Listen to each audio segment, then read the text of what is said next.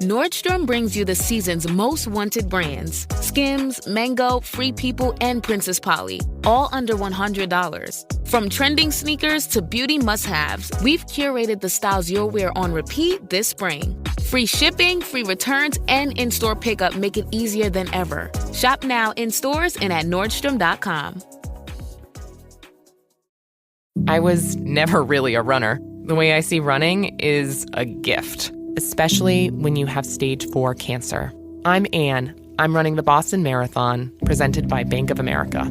I run for Dana-Farber Cancer Institute to give people like me a chance to thrive in life, even with cancer. Join Bank of America in helping Anne's cause. Give if you can at BofA.com/supportAnne. What would you like the power to do? References to charitable organizations is not an endorsement by Bank of America Corporation. Copyright 2025. This is Optimal Relationships Daily. Let's regain the proper perspective about sports in our kids' lives. Part 1 by Jay Harrington of lifeandwhim.com. It's that time of year again. Spring sports season. Time for kids to pick dandelions, suck down sugary juice boxes, and for parents to lose their minds. Seriously, how did we get to this point? Here in the Midwest, we're only a few short weeks away from soccer fields full of toddlers tripping over too big t-shirts while wandering aimlessly about like a scene from The Walking Dead. The baseball diamonds will soon be buzzing with excitement as small children man the infield and construct intricate piles of gravel while waiting not so patiently for the game to end and snack time to begin. And all the while, anxious, hopeful, and overly amped up parents coax and cajole their little ones to score, shoot, and run from the sidelines. Youth sports is a bubble that is bound to burst. It's getting ridiculous. A return to sanity would be a positive development for both kids and their parents, but it will require parents, like me, to get a grip. It's said that, quote, if you're not part of the solution, then you're part of the problem, end quote. Don't get me wrong, I am part of the problem. But I am trying to learn from my past mistakes. The problems rampant in youth sports have been well cataloged. Here's my attempt to add something to the dialogue. My experience with sports. Organized sports were a big part of my childhood, but not my early childhood. That was due in part to the fact that there were fewer options available. The other part was the fact that my parents encouraged disorganized play with friends as opposed to the structure of a team. I didn't play organized baseball until I was 9 years old, but I went on to play Division I college baseball. I joined the Bowling Green State University baseball team, a member of the Mid-American Conference as a preferred walk-on. That means I was guaranteed a spot on the team but had no scholarship. I later went on to earn a scholarship. We were a good team. I was a decent second baseman. The highlight of my 4 years was my senior year when we won both the regular season and postseason MAC conference championships and earned a spot in the NCAA College World Series regional tournament. We traveled down to Coral Gables, Florida to play the number 1 team in the country, the University of Miami Hurricanes. The Hurricanes were stacked. They had a bunch of future professional ball players on their squad, including Pat the Bat Burrell, Bobby Hill, Jason Michaels, and Aubrey Huff.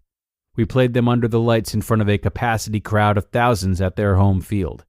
We jumped out to an early lead in the first inning. The Hurricanes clawed back and led 4-3 in the fourth inning when I came up to bat with 2 outs and a man on third.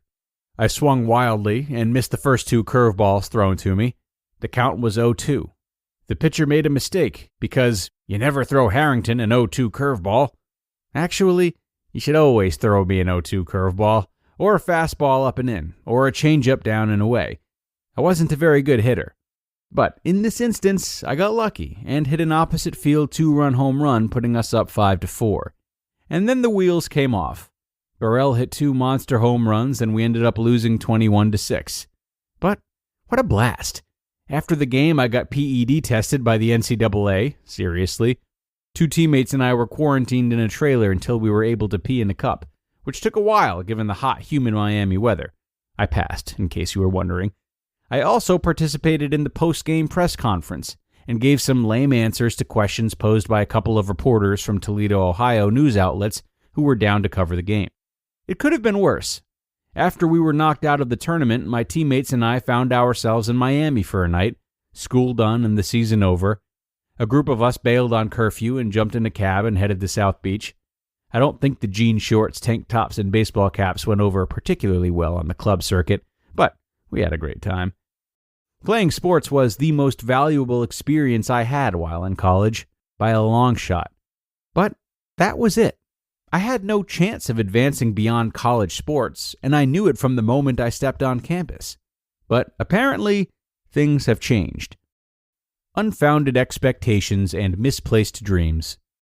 According to a recent study released by the NCAA, a ridiculously high percentage of student athletes believe that it's not just possible, but likely that they will become a professional and/or Olympic athlete in their sport after college.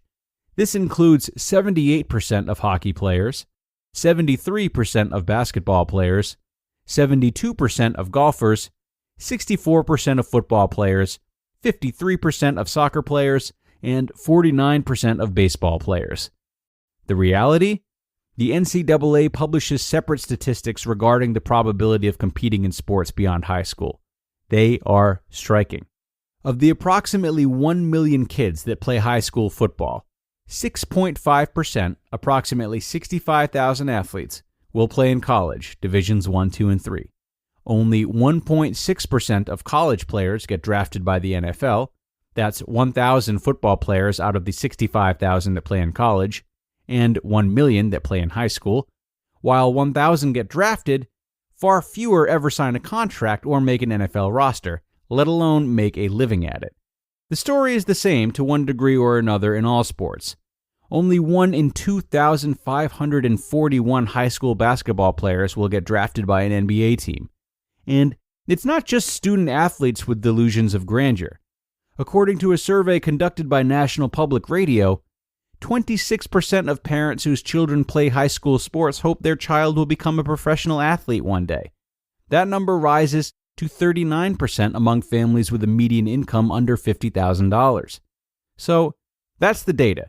But what does it all mean? There's nothing wrong with high aspirations and big dreams, but the problem is that the dream is oftentimes the parents, not the athletes. And that is where things go awry. To be continued. You just listened to part 1 of the post titled, Let's Regain the Proper Perspective About Sports in Our Kids' Lives, by Jay Harrington of lifeandwhim.com. Eczema isn't always obvious, but it's real. And so is the relief from Ebglyss. After an initial dosing phase of 16 weeks, about 4 in 10 people taking Ebglyss achieved itch relief and clear or almost clear skin. And most of those people maintain skin that's still more clear at 1 year with monthly dosing. Ebglyss, lebrikizumab LBKZ, a 250 milligram per 2 milliliter injection, is a prescription medicine used to treat adults and children 12 years of age and older who weigh at least 88 pounds or 40 kilograms with moderate to severe eczema, also called atopic dermatitis, that is not well controlled with prescription therapies used on the skin or topicals, or who cannot use topical therapies. Ebglyss can be used with or without topical corticosteroids. Don't use if you're allergic to Ebglyss. Allergic reactions can occur that can be severe. Eye problems can occur. Tell your doctor if you have new or worsening eye problems. You should not receive a live vaccine when treated with Ebglyss. Before starting Ebglyss, tell your doctor if you have a parasitic infection. Searching for real relief? Ask your doctor about Ebglyss and visit ebglyss.lilly.com or call 1-800-LILY-RX or 1-800-545-5979. Imagine what's possible when learning doesn't get in the way of life. At Capella University, our game-changing FlexPath learning format lets you set your own deadline so you can learn at a time and pace that works for you. It's an education you can tailor to your schedule. That means you don't have to put your life on hold to pursue your professional goals. Instead, enjoy learning your way and earn your degree without missing a beat. A different future is closer than you think with Capella University. Learn more at capella.edu. All right, and thanks to Jay for a good start here, filling us in on his background and for those great study results. Already something for parents to start pondering, I would hope, regardless of what you may be pushing for your child to become world-class at, whether it's sports or something else. I already see a commentary starting about expectations versus reality and why such expectations need to be there in the first place. Food for thought as we wrap up and get ready for the meat of this post, the second part, which we will feature in tomorrow's episode. So, don't miss out. I will have more commentary there. Come on back for more in tomorrow's Friday show, where your optimal life awaits.